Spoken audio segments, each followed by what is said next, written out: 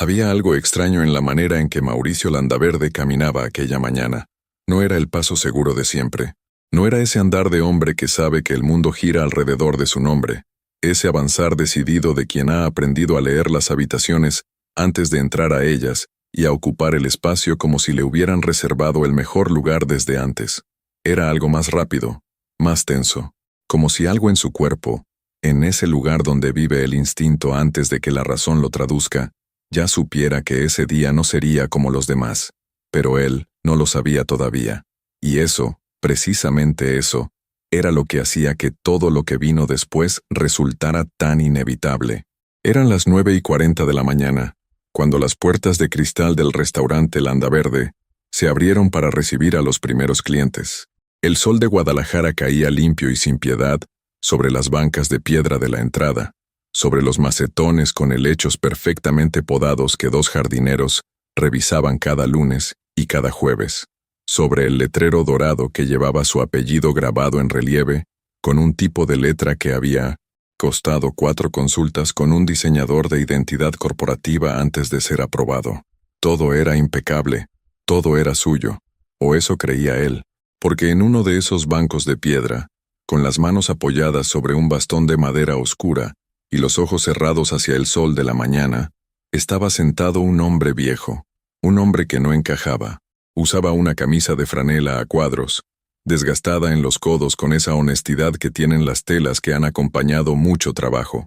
Los pantalones, de alguna tela gruesa y sin marca visible, estaban doblados torpemente sobre unas botas de campo, con el cuero reseco por años de sol y tierra. El cabello blanco peinado hacia atrás sin ningún producto, dejaba ver una frente llena de arrugas profundas, de esas que no se forman en oficinas con clima artificial, sino bajo el sol y el viento de décadas trabajando la tierra con las manos. Era Aurelio Montoya, y lo que ocurriría en los siguientes 4 minutos cambiaría la vida de Mauricio Landaverde para siempre. Pero antes de que eso suceda, necesito que escuches algo, porque esta historia no es solamente sobre un hombre que humilló a otro, es sobre lo que ocurre cuando la arrogancia le pone la mano encima a alguien que ya no tiene nada que perder, y sobre lo que ese alguien, en silencio y sin testigos, decidió hacer después. Hay una palabra para eso, una sola: dignidad. Y la dignidad, cuando se ofende de verdad, no grita, no amenaza, no pide permiso. Simplemente espera el momento correcto y actúa. Antes de continuar, cuéntame desde qué ciudad o país estás viendo esta historia, porque esto es una historia que atraviesa fronteras, y me gusta saber desde dónde me acompañas. Guadalajara no es una ciudad que se cuente fácil. Tiene esa doble cara que comparten todas las ciudades que crecieron demasiado rápido. Por un lado, los barrios de adoquín y jacarandas moradas, las plazas con mariachi y el olor a birria que sube desde las fondas de los mercados públicos, las vecindades con macetas en los balcones y niños jugando en la calle hasta que el calor del mediodía los obliga a entrar.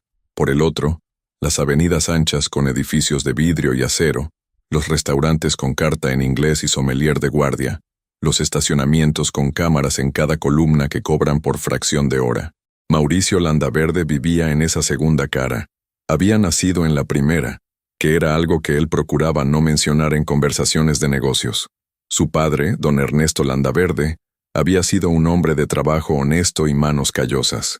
Llegó a Guadalajara a los 22 años desde un pueblo del sur de Jalisco, con una sola maleta de lona, y la determinación absoluta de quien no tiene plan de contingencia, porque nunca tuvo suficiente para perder. Empezó lavando platos en una cocina económica de la colonia Oblatos, en un local sin letrero que servía comida corrida a obreros y empleados de gobierno que llegaban con hambre real, no con hambre de experiencia gastronómica. Luego aprendió a cocinar. Luego se quedó más horas de las que pagaban para observar cómo se manejaba el negocio. Luego ahorró. Luego abrió su propio local, sin nombre elegante ni decoración especial ni redes sociales, pero con una sazón de los que hacen que la gente regrese 2 veces por semana y traiga a sus cuñados el domingo. Cuando Mauricio tenía 12 años, ese negocio sin nombre elegante tenía 4 mesas adicionales y una lista de espera los domingos al mediodía. Cuando tenía 20, tenía sucursal en la colonia americana. Cuando cumplió 26 años, su padre murió de un infarto silencioso una madrugada de enero, y Mauricio heredó 3 restaurantes, una deuda bancaria manejable y un apellido que, en ciertos círculos de la ciudad, ya comenzaba a significar algo.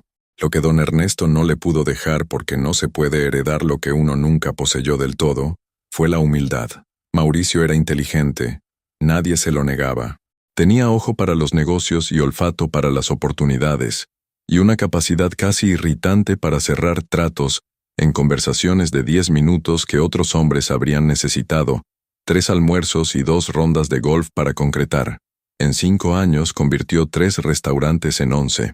Abrió una línea de catering para eventos corporativos.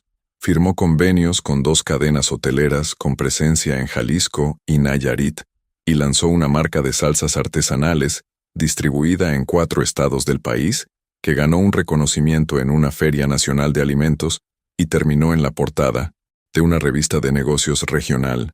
Pero el dinero le hizo algo a Mauricio que el trabajo duro nunca le había hecho.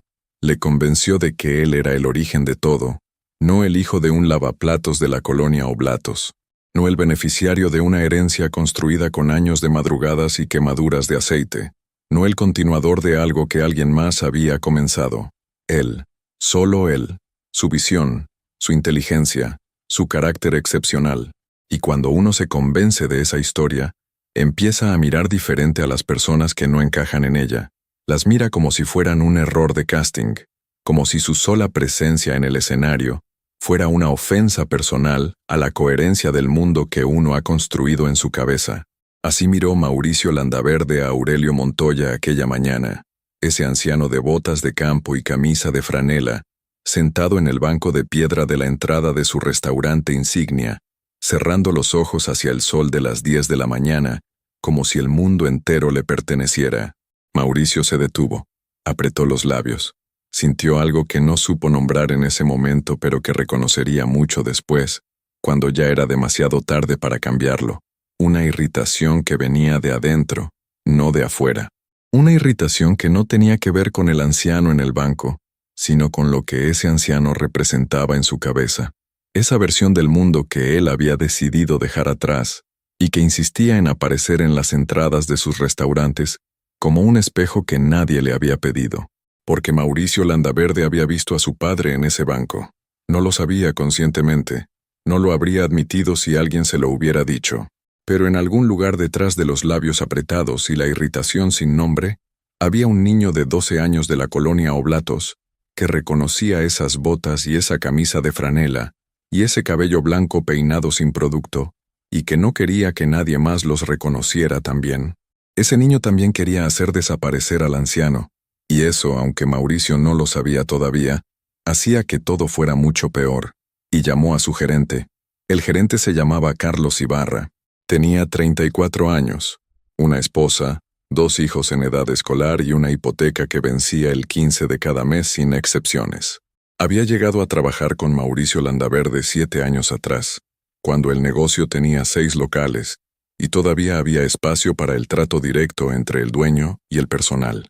Con el tiempo había aprendido, con algún costo personal que prefería no enumerar en voz alta, que cuando Mauricio lo llamaba con ese tono particular, el tono de quien ya tomó una decisión y solo está buscando a alguien que la ejecute, la respuesta correcta era actuar antes de preguntar. «Ese señor», dijo Mauricio en voz baja, señalando con una inclinación de cabeza hacia el banco de piedra, «no corresponde a la imagen del establecimiento. Pídale que se retire». Carlos Ibarra miró al anciano. Lo vio tranquilo, sentado sin molestar a nadie, sin bolsas de ningún tipo a su alrededor, sin la actitud de quien pide ni la mirada de quien espera algo de alguien. Solo un hombre viejo tomando el sol de la mañana con las manos sobre el bastón. «¿Sabe usted quién es, señor Landaverde?», preguntó Carlos con esa cautela de quien no sabe si la pregunta va a ayudar o a empeorar las cosas. «No me interesa quién es. Me interesa que no esté aquí cuando lleguen los clientes del desayuno ejecutivo. Ese grupo llega a las 10:30. Carlos asintió. Caminó hacia el banco con la incomodidad visible de quien sabe que está a punto de hacer algo que no le sienta bien, que siente en el estómago la diferencia entre lo correcto y lo necesario, pero que hará de todas formas porque tiene una hipoteca que vence el 15. «Disculpe, señor», dijo con voz baja, deteniéndose a un paso respetuoso del anciano. Este espacio es de uso exclusivo para clientes del restaurante. Le tendría que pedir, con todo respeto, que... El anciano abrió los ojos. Eran ojos oscuros, sorprendentemente vivos para una cara tan llena de tiempo y trabajo. No era la mirada de un hombre confundido. No era la mirada de alguien que busca compasión o que no entiende lo que está pasando. Era la mirada de quien escucha, procesa y ya sabe exactamente qué está ocurriendo y por qué, y que ha decidido de antemano, en algún lugar dentro de sí mismo, que no va a invertir más energía de la necesaria en esto. No se preocupe, joven, dijo Aurelio Montoya con voz tranquila, una voz grave y reposada, del tipo que no necesita subir el volumen para hacerse escuchar, que lleva consigo el peso de muchos años de decir cosas que importaban. Solo estaba descansando un momento antes de seguir mi camino. Ya me voy. Apoyó el bastón de madera oscura en el piso. Se puso de pie despacio, con esa dignidad cuidadosa de los cuerpos que ya han trabajado mucho, y que se mueven sin prisa porque saben exactamente lo que cuestan cada uno de sus movimientos. Fue en ese momento cuando Mauricio cometió el error. No el error de haberlo mandado retirar. Ese también era un error, pero era un error privado, manejable, del tipo que pasa todos los días en las ciudades grandes sin que nadie lo grave. Mauricio cometió el otro error, el que no tiene retroceso, porque pudo haberse quedado en la entrada, ver que Carlos manejaba la situación, y entrar al restaurante a revisar el menú del día. Pudo haber sido solamente el hombre de negocios eficiente que ya había dado la instrucción. Pero no. Mauricio Landaverde dio 2 pasos hacia el anciano, y dijo con esa voz de quien nunca necesita gritar, porque el problema nunca fue el volumen sino el filo. La próxima vez, con todo respeto, elija mejor el lugar donde descansa. Aquí no es un parque público, y la imagen de mi establecimiento no puede verse afectada por cualquier cosa. Cualquier cosa. 2 palabras. 8 letras. El peso de todo lo que Mauricio Landaverde pensaba de los hombres con botas de campo y camisas desgastadas en los codos, dicho en 2 palabras que no podían retirarse una vez dichas. Aurelio Montoya se detuvo. No se volvió de inmediato. Hubo un segundo, apenas uno, en que el anciano permaneció de espaldas a Mauricio, con el bastón en la mano y el sol de la mañana cayendo sobre su cabello blanco. Y en ese segundo algo ocurrió en él que nadie supo leer en ese momento. No era rabia, no era humillación, no era tristeza tampoco. Era reconocimiento. El reconocimiento tranquilo y sin sorpresa de quien ya vivió esto antes, de quien sabe exactamente lo que este momento significa y lo que cuesta, y que ha decidido, hace mucho tiempo y con mucha reflexión, que hay ciertos momentos que no merecen una respuesta inmediata, que hay ciertos momentos que solo merecen ser archivados con cuidado, para cuando llegue el tiempo correcto. Entonces, sí se volvió, miró a Mauricio a los ojos, y dijo solamente esto, con una voz que no temblaba: que le vaya bien, señor. Nada más. Se fue caminando despacio, con el bastón de madera marcando el ritmo sobre el adoquín de la entrada, sin mirar atrás, sin acelerar el paso, sin darle a Mauricio ni la satisfacción de una reacción visible, ni la incomodidad de un último silencio, como si el asunto ya no mereciera ni siquiera eso. Lo que Mauricio no vio, porque ya había dado media vuelta hacia las puertas de cristal del restaurante, fue que una de las garzonetes del turno de apertura, una joven de 23 años llamada Sofía Reyes, que había salido a organizar el menú del pizarrón exterior, tenía el teléfono en la mano, y había grabado todo desde el principio. Había algo más que Mauricio tampoco sabía en ese momento, algo que ningún algoritmo de redes sociales le iba a explicar, pero que cambiaría todo. Que ese bastón de madera oscura que Aurelio Montoya apoyaba en el suelo al caminar, había sido fabricado a mano en un taller del municipio de Tapalpa, Jalisco, por un artesano al que Aurelio había financiado el negocio 20 años atrás, cuando ningún banco se tomó la molestia de escucharlo, y que en la empuñadura de ese bastón había una pequeña placa de metal grabado, tan discreta que nadie jamás se detenía a leerla. Decía AM, fundador, pero eso vendría después.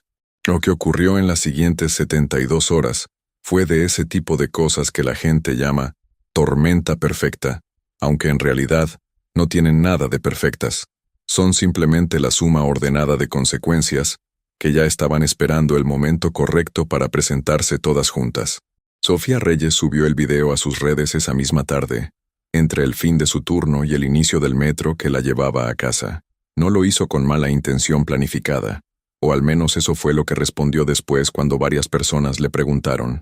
Lo hizo porque le había dolido, porque ella también había llegado a Guadalajara desde un pueblo pequeño del interior, porque también había sido mirada así en más de una ocasión, con esa mirada de quien no te ve sino que te clasifica en menos de un segundo, y porque hay ciertas escenas que el cuerpo registra y archiva antes de que el cerebro termine de decidir qué hacer con ellas. El video duraba 42 segundos. Se veía con claridad el banco de piedra, el anciano de camisa de franela y botas de campo, el bastón, el sol de la mañana. Se escuchaba con suficiente nitidez el movimiento de Mauricio, la voz de Carlos Ibarra, la respuesta tranquila del anciano, y sobre todo, ese momento en que Mauricio da 2 pasos y dice lo que dice. La imagen de mi establecimiento no puede verse afectada por cualquier cosa. Para la medianoche del mismo día, el video tenía 80,000 reproducciones. Para las 3 de la mañana, 180,000. Para el amanecer siguiente, superaba el 1,000,000 y seguía subiendo. Los titulares en los medios digitales llegaron puntualmente, de esa manera en que los titulares siempre llegan cuando tienen material real con qué trabajar. Empresario de Guadalajara humilla a anciano en la puerta de su restaurante. El restaurante Landaverde y la cara que no muestran en su carta de vinos. ¿Quién es el señor del bastón al que este empresario llamó cualquier cosa? Esa última pregunta. Esa última pregunta era la que ningún medio todavía podía responder, y esa imposibilidad de responderla era la que la mantenía circulando, alimentándose a sí misma, multiplicándose en cada compartidera, en cada comentario de indignación, en cada historia de quien había sido tratado igual alguna. ¿Ves? Mauricio Landaverde estaba leyendo todo eso en la pantalla de su teléfono a las 6 de la mañana del día siguiente, sentado en la cocina de su penthouse en la colonia Providencia, con el café sin tocar enfriándose en la taza de cerámica gruesa que le habían regalado en una inauguración. Su teléfono no paraba. Llamada del director de Relaciones Públicas. Mensaje de su abogada con tono de urgencia apenas contenida. Un correo del gerente del hotel con convenio vigente, con lenguaje corporativo que en su traducción real significaba: estamos monitoreando la situación y necesitamos entender qué está pasando antes de que nuestra área de comunicación tenga que pronunciarse. Cancelaciones de reservaciones que llegaban al correo del restaurante en tiempo real, algunas con mensaje explicativo y otras simplemente vacías, que eran peor, un mensaje de texto de su cuñado, un solo enlace al video, sin ningún comentario adjunto. Y eso, el silencio de su propio cuñado, fue de alguna manera lo más incómodo de toda la mañana. La mañana avanzó con esa crueldad específica de las mañanas en que uno quisiera que el tiempo se detuviera para poder pensar, pero el tiempo nunca se detiene cuando uno lo necesita. Sigue. Y con él siguen las notificaciones, los correos, las cancelaciones, las miradas de los empleados que ya vieron el video y no saben cómo comportarse cuando Mauricio entra al restaurante esa tarde para la reunión de gerentes que tenía agendada desde hace 2 semanas. Entró al restaurante a las 3 de la tarde con el paso de siempre, o intentando el paso de siempre, que es diferente aunque uno no lo note desde afuera. Saludó al personal de sala con el gesto habitual. Se sentó en la mesa del fondo donde siempre hacía sus reuniones internas. Y fue entonces, mientras esperaba que llegaran sus gerentes, cuando se descubrió mirando el banco de piedra de la entrada desde la ventana. Estaba vacío. Por supuesto que estaba vacío. Llevaba vacío desde las 10 de la mañana del día anterior. Pero Mauricio lo miró durante más tiempo del que tenía sentido mirar un banco vacío, como si el espacio que había dejado Aurelio Montoya todavía estuviera impreso en el aire, visible solamente para él. No era culpa lo que sentía. La culpa es una emoción que requiere cierto nivel de reconocimiento. Y Mauricio todavía no había llegado ahí. Era algo más primitivo. Era la incomodidad de quien empieza a sospechar que la historia que se ha contado sobre sí mismo tiene grietas que no había visto, o que había decidido no ver. Esa noche, después de que la reunión terminó y los gerentes se fueron y el restaurante cerró, y él se quedó solo en ese espacio que llevaba su apellido en dorado sobre la fachada, Mauricio Landaverde hizo algo que no hacía desde los 26 años. Abrió los cajones de la oficina trasera donde guardaba los documentos del negocio original, los que había recibido del abogado de sucesiones después de la muerte de su padre, los que había revisado una sola vez, y luego archivado convencido de que no había nada allí que no estuviera ya claro. Los sacó, los extendió sobre la mesa, y los leyó, esta vez, con la atención que no les había dado la primera vez, y mientras leía, en algún momento entre las 11 de la noche y la medianoche, encontró una referencia, una sola línea, en un anexo de un documento de constitución de sociedad, un nombre, Aurelio Montoya, y un número de porcentaje que había estado ahí todo el tiempo, impreso en papel notarial, esperando que alguien se molestara en leerlo. Esa noche, Mauricio Landaverde no durmió. Fue entonces cuando sonó una llamada que no reconoció. Un número de Guadalajara, código de área local, sin nombre guardado en la agenda. Normalmente no contestaba números desconocidos. Tenía una política clara al respecto que su asistente hacía respetar con eficiencia. Pero algo, ese instinto que a veces habla desde un lugar que no es la razón ni el miedo, sino algo más silencioso y más antiguo, lo hizo deslizar el pulgar. Landaverde, contestó con el tono automático de siempre. Al otro lado, hubo una pausa, breve pero suficiente para que Mauricio sintiera algo que raramente sentía, la sensación de que la conversación ya había comenzado antes de que él la iniciara, y luego una voz, grave, reposada, sin urgencia. Buenos días, señor Landaverde. Le habla Aurelio Montoya. El silencio que siguió duró exactamente 4 segundos. 4 segundos en que Mauricio Landaverde, por primera vez en muchos años de conversaciones difíciles y negociaciones complejas, no tuvo absolutamente ninguna respuesta preparada. Quisiera que nos reuniéramos, continuó la voz, sin cambiar el ritmo ni subir ni bajar el volumen. No es urgente, pero sí es necesario. Tengo algo que mostrarle. Y colgó, sin esperar respuesta, sin dar más detalles, sin negociar la fecha ni el lugar en ese momento. Como quien sabe que no necesita insistir, porque la pregunta ya fue plantada y va a crecer sola. Mauricio llegó a la reunión convencido de que iba a controlar la situación. Así había funcionado siempre.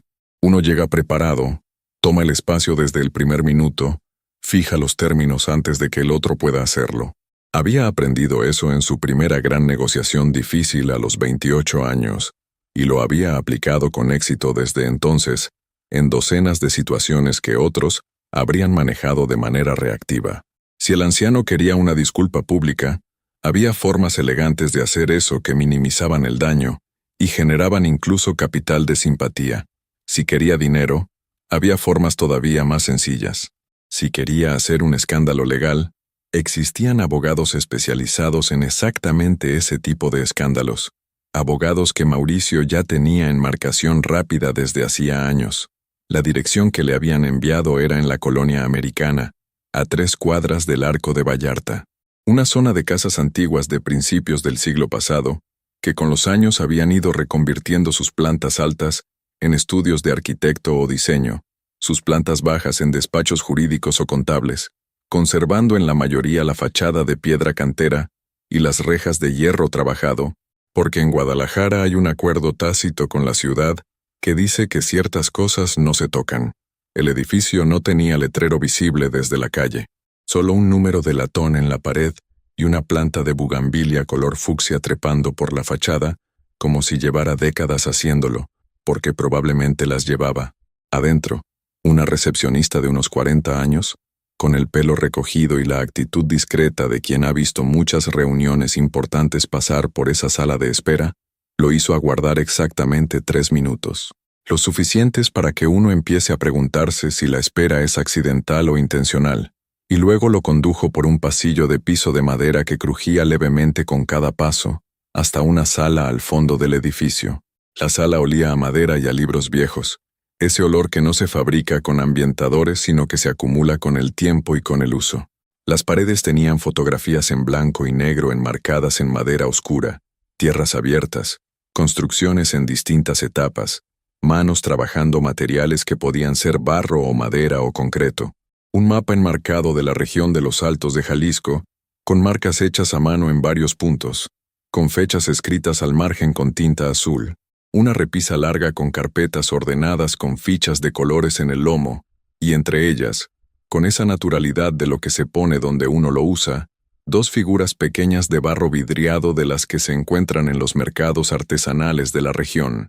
Aurelio Montoya estaba sentado al fondo, detrás de una mesa de trabajo de madera maciza con la superficie limpia, sin la franela a cuadros de la mañana del banco, con un traje oscuro, sencillo, sin corbata, del tipo que no pide atención pero que la tiene, llevado con esa naturalidad de quien no necesita que la ropa hable por él, porque ya tiene todo lo demás que necesita para hacerse oír. El bastón de madera oscura estaba apoyado en la pared detrás de él. Mauricio lo miró. Miró la sala. Intentó hacer la lectura rápida del ambiente que siempre hacía al entrar a una negociación, esa lectura de poder y posición que normalmente le tomaba 10 segundos. Esta vez le tomó más, porque algo no cuadraba con el esquema mental que había traído desde el penthouse. «Siéntese», dijo Aurelio. No fue una invitación, tampoco fue una orden, fue la palabra de alguien que ya decidió el ritmo de la conversación y simplemente lo está poniendo en marcha. Mauricio se sentó. «Le traje algo», dijo Aurelio con la misma voz del teléfono sin preámbulo.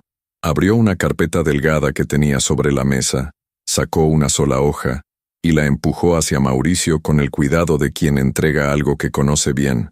Era un documento, con sello notarial, con fecha de hace 16 años. Mauricio lo leyó lentamente, con esa atención que se convoca cuando el cerebro empieza a entender antes que los ojos terminan de leer, y cuando llegó al final de la primera lectura, lo volvió a leer desde el principio, más despacio todavía. En algún punto entre la primera y la segunda lectura, algo en su cara cambió.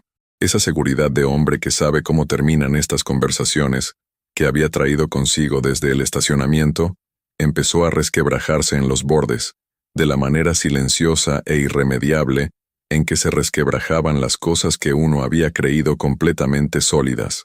Porque el documento era un contrato de asociación, firmado 16 años atrás entre Ernesto Landaverde, su padre, y Aurelio Montoya, con todas las formalidades legales correspondientes, con las firmas y los sellos y los números de registro que hacen que un documento sea real de la manera más definitiva posible. Una asociación que nunca se había disuelto formalmente. Una asociación que, según los términos detallados en el documento, establecía que Aurelio Montoya poseía una participación del 38% en la empresa originaria, aquella primera razón social que don Ernesto había registrado en la colonia Oblatos y de la cual habían nacido, por expansión y reinversión documentada a lo largo de los años, todos los restaurantes, todas las líneas de producto, todos los convenios y contratos que Mauricio había construido y expandido en la última década, convencido de que era solo suyo. 38%. Mauricio levantó la vista del documento, miró a Aurelio, y no encontró en esa cara lo que había esperado encontrar, porque lo que esperaba era alguna variante de triunfo, de satisfacción, de la venganza servida fría que anuncian los titulares. Lo que encontró fue algo más difícil de manejar. Paciencia. La paciencia específica de quien esperó el momento correcto durante 16 años. ¿Habrías reaccionado igual?, dijo Aurelio en voz baja, con el tono de quien hace una pregunta real, y no una acusación. Si hubieras sabido quién era el anciano que estaba sentado en ese banco. La pregunta quedó en el aire de la sala, entre el olor a madera y libros viejos, y el silencio del piso, de madera que ya no crujía, y Mauricio Landaverde, que tenía respuesta para casi todo, no tuvo ninguna para esto. Hubo un silencio largo, no el silencio de las negociaciones, ese silencio estratégico que uno sostiene para presionar al otro. Fue un silencio diferente. El silencio de alguien que está revisando hacia adentro, que está buscando algo que justifique lo que sabe que no tiene justificación. Pensó en su padre. No lo hacía con frecuencia. No porque no lo quisiera, sino porque pensar en don Ernesto implicaba también pensar en el origen de las cosas, y Mauricio había construido con mucho cuidado una narrativa del origen que no necesitaba demasiados detalles. Una narrativa donde él era el arquitecto, no el heredero, donde la visión era suya, no continuada, donde el apellido era un punto de partida, no un legado con deudas pendientes. Ahora, en esa sala, Frente a ese documento y frente a ese hombre que lo había esperado 16 años con una paciencia que no era resignación, sino algo más sólido, esa narrativa tenía una grieta por donde entraba la luz de lo que realmente había ocurrido. ¿Cuánto tiempo lo conoció?, preguntó Mauricio al fin. Y fue una pregunta genuina, sin táctica, sin intención de ganar tiempo. Una pregunta real de un hijo que se da cuenta de que hay una parte de su padre que nunca conoció. Aurelio Montoya consideró la pregunta durante un momento. 12 años, respondió. Desde que los dos éramos jóvenes sin nada, hasta el día que él murió. ¿Y nunca habló de mí con usted? Siempre. Hablaba de ti con la mezcla de orgullo y preocupación que tienen los padres que quieren lo mejor para sus hijos, pero que también los conocen bien. Decía que eras brillante, que tenías su instinto para los negocios, pero que todavía te faltaba aprender la parte que no se enseña en los números. ¿Cuál parte? Aurelio miró a Mauricio de frente, sin rodeos, con esa claridad de quien no necesita adornar lo que va a decir, porque sabe que la verdad sin adorno tiene más peso, que los negocios los construyen las personas, que detrás de cada porcentaje y cada contrato hay alguien que confió en alguien, y que cuando uno olvida eso, tarde o temprano el negocio se lo recuerda. Mauricio no respondió. Pero algo en él, en ese lugar que los hombres como él aprendemos a callar porque no tiene un lugar claro en las juntas de consejo, ni en las presentaciones de resultados, escuchó esas palabras y las archivó en algún lugar que no era el de las estrategias ni el de los argumentos legales. Las archivó en el lugar donde viven las cosas que cambian a una persona. Lo que vino después empezó como una conversación larga, no un enfrentamiento, no una negociación en el sentido técnico del término, con posiciones iniciales y contraofertas y minutas. Una conversación del tipo que existe antes de que las personas involucradas sepan exactamente hacia dónde va, del tipo que se abre cuando dos personas con una historia común no resuelta finalmente se sientan a mirarla de frente. Aurelio habló primero de don Ernesto. Habló despacio, eligiendo las palabras con el cuidado de quien sabe que cada una tiene peso específico, de cómo se habían conocido en el mercado de San Juan de Dios, a principios de los 90, cuando los dos eran hombres jóvenes que llegaban al mismo proveedor de chiles secos los martes por la mañana, de cómo habían construido una confianza lenta, del tipo que no se anuncia ni se declara sino que va apareciendo en los gestos pequeños, la palabra cumplida sin que nadie se la exigiera, el préstamo devuelto antes del plazo acordado, el favor hecho sin esperar que se recordara.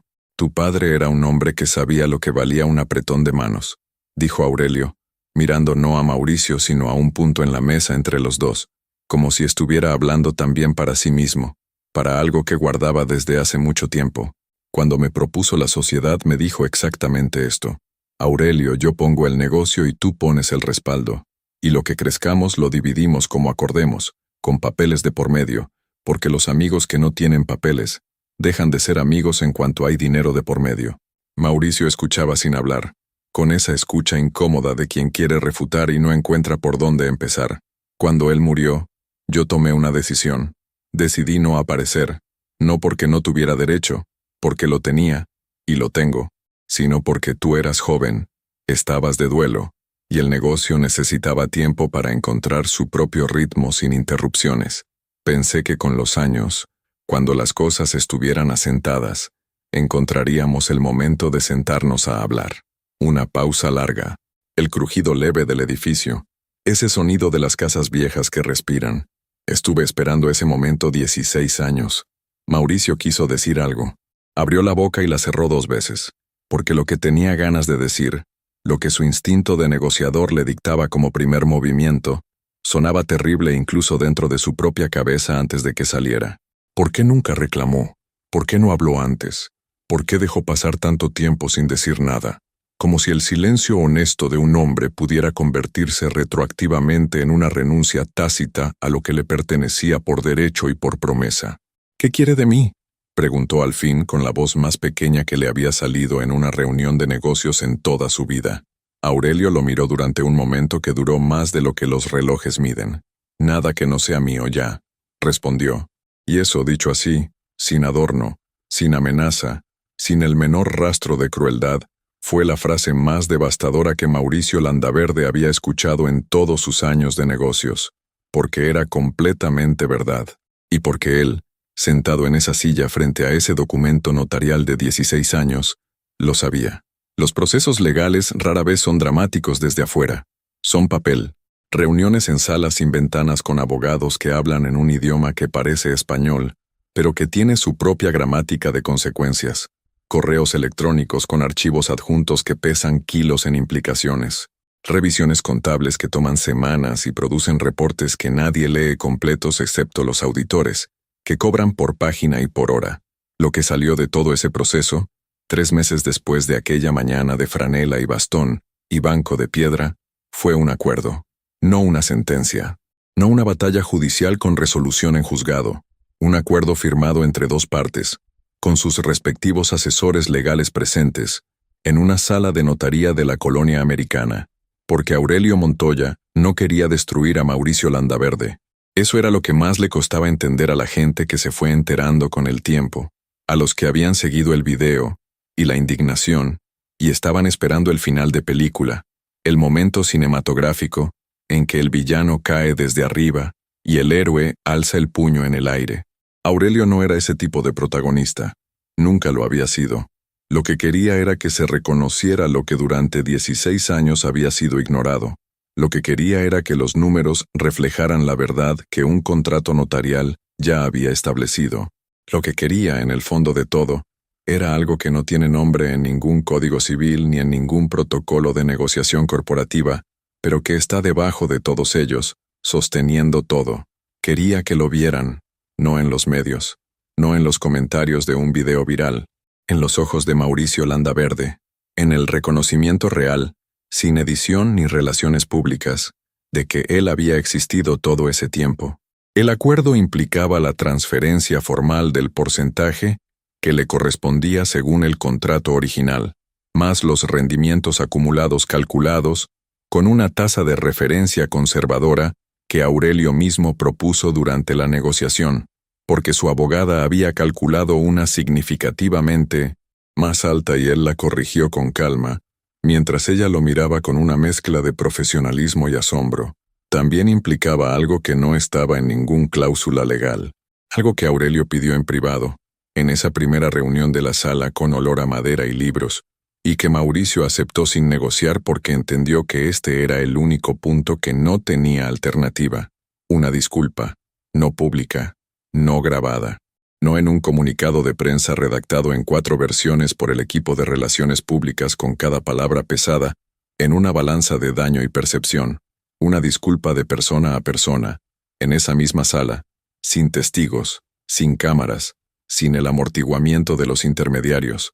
Mauricio Landaverde, 42 años, hijo de un lavaplatos de la colonia Oblatos que llegó a Guadalajara con una maleta de lona y la determinación de quien no tiene plan de contingencia, se puso de pie, miró a Aurelio Montoya a los ojos, y dijo, con una voz que le salió más pequeña y más real que cualquier discurso que hubiera preparado, 3 palabras: me equivoqué, perdóneme. Aurelio lo escuchó, completo, sin interrumpir, sin anticipar el siguiente movimiento, sin calcular la respuesta. Lo escuchó de la misma manera en que había escuchado todo lo demás en su vida, con la paciencia de quien sabe que las cosas importantes merecen el tiempo que necesitan.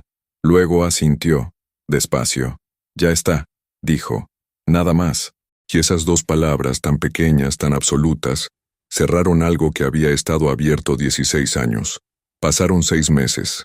El video siguió circulando algunas semanas más, alimentado por las personas que fueron descubriendo la conexión entre el anciano del bastón y el contrato notarial y la historia detrás de la historia. Generó artículos de opinión sobre clasismo en los centros urbanos, debates en programas de radio sobre la dignidad en el trato laboral, una columna en un periódico nacional que usó el caso como punto de partida para hablar sobre los fundadores invisibles de los negocios familiares. Y luego fue reemplazado por otras historias, porque el mundo tiene una capacidad ilimitada para producir nuevas indignaciones que necesitan toda la atención disponible. El restaurante Landaverde siguió abierto. Los 11 establecimientos siguieron funcionando, con sus desayunos ejecutivos y sus cartas de vinos y sus salsas artesanales en 4 estados. Los convenios con las cadenas hoteleras siguieron vigentes. La vida corporativa de Mauricio Landaverde continuó con sus reuniones y sus correos y sus decisiones de los lunes por la mañana, pero algo había cambiado, no en los números ni en los organigramas. En algo más difícil de medir y de explicar en una junta de consejo, pero que los que trabajaban cerca de él notaron con la nitidez que tiene lo concreto cuando contrasta con lo que había sido antes. Mauricio Landaverde empezó a llegar más temprano a los restaurantes. No al horario ejecutivo de las 9 de la mañana, cuando todo ya está funcionando, y limpio y listo para ser inspeccionado. Más temprano, a la hora en que llega el primer turno, cuando la ciudad todavía está oscura y el personal de cocina entra con el olor a casa todavía en la ropa, y prende las estufas y empieza la preparación del día en silencio, sin aplausos, sin Instagram, sin que nadie lo vea desde afuera. Empezó a caminar por las cocinas, a preguntar nombres, no de los gerentes y encargados que ya conocía, sino de los que nunca había tenido razón para saber, los que llegaban a las 6, los que lavaban y preparaban y cargaban, los que hacían que a las 9 todo pareciera fácil y sin esfuerzo. Carlos Ibarra notó el cambio primero, que tenía sentido porque Carlos llevaba 7 años observando a Mauricio Landaverde, con la atención de quien sabe que su trabajo depende de leerlo correctamente. No dijo nada durante varias semanas. Luego, una tarde en que revisaban juntos el inventario de uno de los locales del centro histórico, con el ruido de la calle entrando por la ventana entreabierta, le preguntó con el tono cuidadoso de quien no sabe exactamente si está cruzando una línea, pero decide cruzarla de todas formas. ¿Está usted bien, señor Landaverde? Mauricio levantó la vista de la tableta donde revisaba los números. Lo miró un momento, como si la pregunta le hubiera llegado desde más lejos de lo que parecía. Estoy aprendiendo a estar bien, respondió. Carlos Ibarra, que llevaba 7 años trabajando para él, y que había cargado durante todos esos años con el peso específico de hacer cosas que no le sentaban bien, porque tenía una hipoteca y 2 hijos en edad escolar, sintió algo en ese momento que no supo nombrar con exactitud, pero que se parecía considerablemente al alivio. En cuanto a Aurelio Montoya, el mundo lo había descubierto de golpe y con la intensidad breve de los reflectores de las redes, ese tipo de atención que ilumina con fuerza por unos días y luego se mueve hacia otra cosa. Los medios quisieron entrevistarlo. Él declinó con amabilidad y sin explicaciones extensas. Un podcast de negocios lo contactó 3 veces en 2 semanas. Las 3 veces respondió con la misma frase breve: no tengo nada importante que decir todavía. Lo que sí hizo, 4 meses después de la reunión en la sala de madera y libros viejos, fue volver a Tapalpa, a ese municipio del sur de Jalisco donde había nacido y aprendido a trabajar la tierra con las manos antes de aprender a leer contratos, donde todavía vivían parte de su familia, donde el artesano que fabricaba bastones de madera oscura tenía su taller en una calle sin pavimentar, y que seguía trabajando porque Aurelio lo había respaldado 20 años atrás, cuando ningún banco se molestó en escucharlo. Llegó sin aviso, sin equipo, sin agenda visible, con el bastón en la mano y el sol de la tarde cayendo oblicuo sobre los cerros verdes que rodean el pueblo. Se sentó en la banca de la plaza principal, frente a la iglesia de piedra que llevaba 300 años en el mismo lugar. Cerró los ojos hacia el cielo de la tarde, y respiró de esa manera específica en que respiran los hombres que han cargado algo pesado durante mucho tiempo y que al fin lo han soltado. No el soltarlo lo que se siente bien, aunque eso también, sino lo que permanece después, lo que sigue siendo tuyo cuando ya no tienes que cargar nada. Hay algo que esta historia me enseñó, y que quiero dejarte antes de cerrar, porque creo que es lo más importante de todo lo que acabas de escuchar. El mundo tiene una manera muy eficaz de convencernos de que el poder se ve de cierta manera, que el poder usa ropa de marca, que el poder llega en autos con vidrios polarizados, y entra por las puertas de cristal y ocupa los espacios como si siempre le hubieran pertenecido, que el poder habla fuerte, no espera y no pide permiso para existir. Pero Aurelio Montoya tenía poder cuando se sentó en ese banco de piedra. Tenía poder cuando le pidieron que se retirara. Tenía poder cuando caminó despacio por el adoquín sin voltear. Lo que no tenía era visibilidad, y esas 2 cosas, el poder y la visibilidad, muchas veces no van juntas. y en esa distancia entre ellas es donde viven los errores más costosos que la gente comete todos los días. Errores que se disfrazan de eficiencia, de imagen corporativa, de dos palabras dichas con voz baja sin necesidad de gritar, cualquier cosa. Piensa en cuántos Aurelio Montoya existen en este momento, ahora mismo, mientras escuchas esto. Cuántos hombres y mujeres que construyeron con paciencia, que cumplieron su palabra, que esperaron el momento correcto sin quejarse, están siendo vistos como si no importaran. ¿Cuántos bastones de madera tienen grabadas palabras que nadie se molesta en leer, porque la ropa que los lleva no corresponde a la imagen del establecimiento? ¿Cuántas veces hemos sido Mauricio? ¿Cuántas veces hemos pasado de largo? ¿Cuántas veces hemos asumido que lo que no brilla no vale? ¿Y cuántas veces hemos sido Aurelio? ¿Cuántas veces hemos cargado algo que nos pertenecía en silencio, esperando el momento de decirlo, preguntándonos si ese momento llegaría alguna vez? La diferencia entre los dos no era el dinero, no era la inteligencia, era lo que cada uno hacía con el tiempo. Mauricio usaba el tiempo para construir hacia afuera, para expandir, para agregar pisos al edificio sin revisar si los cimientos tenían deudas pendientes. Aurelio usaba el tiempo para esperar con dignidad, que es una de las cosas más difíciles que existen, y que casi nadie sabe hacer sin convertirse en amargura. Esperar con dignidad es diferente a resignarse, es diferente a rendirse. Es saber que el momento correcto existe, que llegará, y que cuando llegue uno tiene que estar entero para recibirlo, no roto por el resentimiento, no doblado por la rabia, entero.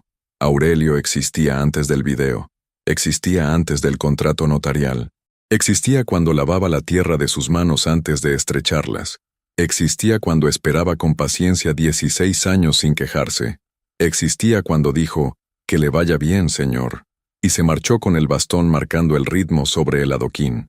Y cuando el mundo finalmente lo vio, no fue por lo que él hizo, fue por lo que Mauricio no supo ver. ¿Tú lo hubieras visto? No te pido que respondas eso solo para mí, te pido que lo respondas para ti mismo, que lo pienses hoy, cuando salgas de aquí, cuando llegues a donde vas, que mires a las personas que están en los bancos de piedra de tu vida cotidiana, las que no encajan en la imagen del establecimiento, las que no tienen el tipo de letra correcto en el letrero, y que te preguntes qué dice la plaquita en su bastón, porque siempre hay una plaquita, siempre.